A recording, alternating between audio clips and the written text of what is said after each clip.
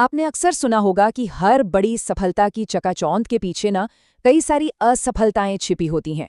आज हम एक ऐसे सफर की बात करने वाले हैं, एक ऐसे इंसान की कहानी जिसे जितनी विशाल सफलता मिली उतनी ही तीखी आलोचनाओं का भी सामना करना पड़ा।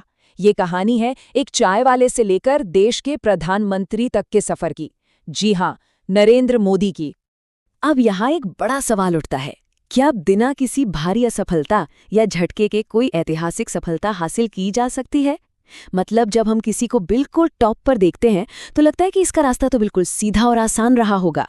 लेकिन आज की जो कहानी है ना, वो उपलब्धियों और कड़ी आलोचनाओं के बीच के गजब के बैलेंस को दिखाती हैं।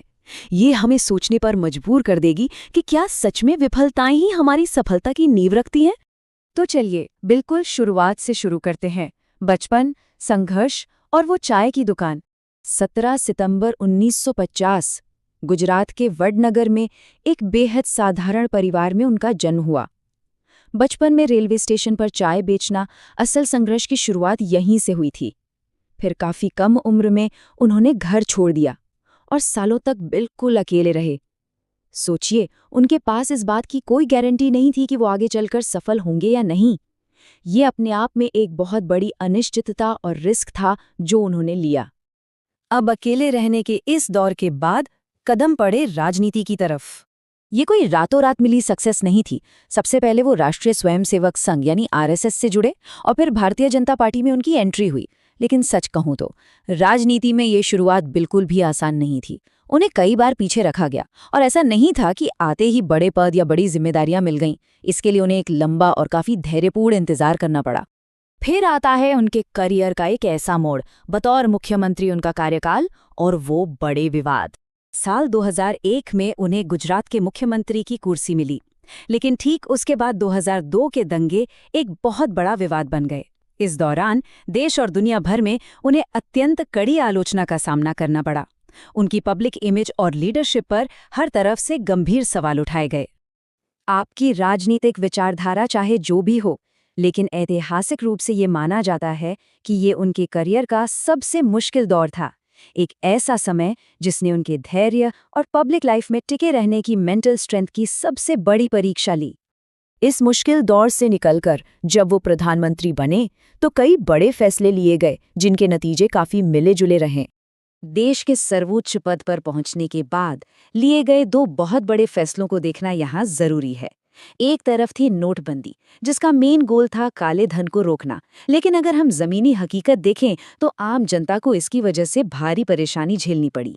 और दूसरी तरफ था जीएसटी, जिसका मकसद तो हमारी इकोनॉमी को ऑर्गेनाइज करना था, लेकिन शुरुआती दौर में छोटे व्यापारियों और कारोबारियों को इसे समझने और अपनाने में काफी दिक्कतों का सामना करना पड़ा। तो हम कह सकते हैं कि हर फैसला एकदम परफेक्ट नहीं था। हिस्टोरिकल रिकॉर्ड साफ बताते हैं कि इन भारी नीतिगत बदलावों के रिजल्ट्स मिक्स्ड रहे। इनके साथ सिस्टम में काफी फ्रिक्शन भी आया, जो ये साबित करता है कि जब भी किसी बहुत बड़े विजन को जमीन पर उतारा जाता है ना, तो उसके साथ मुश्किलें आनी तय हैं। लेकिन इतनी आलोचनाओं के बाद जो हुआ वो थी एक शानदार वापसी। सालों के भारी विवादों और आलोचनाओं के बाद भी 2014 के चुनावों में उन्होंने एक विशाल और ऐतिहासिक जीत हासिल की। और बात सिर्फ यही खत्म नहीं हुई, 2019 में वो जीत और भी बड़े पैमाने पर दोहराई गई। ये साफ दिखाता है कि इतने गंभीर झटकों यानी भारी सेटबैक्स के बाद भी कितनी मजबूती से बाउंस बैक किया जा सकता है। तो आखिर सफलता और असफलता के इस पूरे सफर से हमें क्या सीखने को मिलता है? आज का हमारा ये एक्सप्लेनर सिर्फ एक राजनेता की बायोग्राफी तक सीमित नहीं है। ये दरअसल उस इंसान की कहानी है जिसने हर आलोचना और हर झटके के बाद खुद को पहले से कहीं ज्यादा मजबूत बनाया।